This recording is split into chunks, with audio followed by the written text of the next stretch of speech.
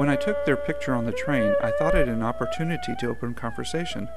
I did not expect more, but God is greater.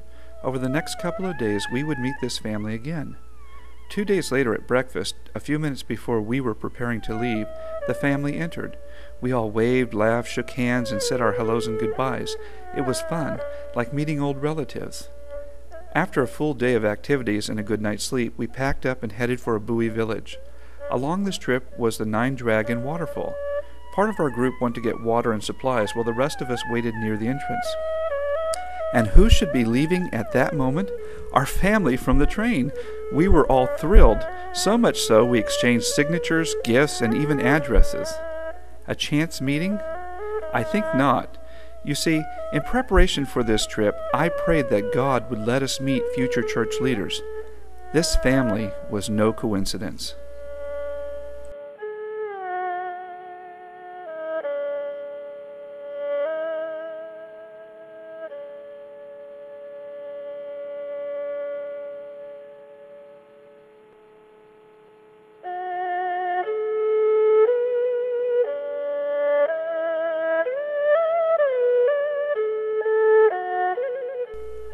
Our goals for this trip included identifying possible projects for the church to support and planting seeds with the Bowie people.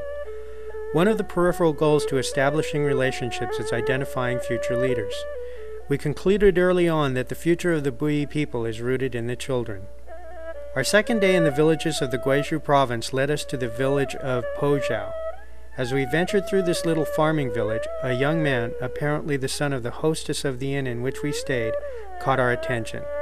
He followed us through the village, sort of looking after us, and, as we started to give out our gifts and trinkets, he made certain that the villagers, especially the children, were all there. That evening we had planned to watch a film Dixie had found, a testimony of a Hong Kong high-stakes gambler who had come to the Lord. This glitzy film was, in the end, a strong testimony to the saving grace of the Holy Spirit. Our young friend sat in front of the TV, glued to his seat, watching intently as the story unfolded of how this gambler was saved. We had planted a seed. As we left our little village, we all agreed we had found a future leader, a little Li of Pojiao.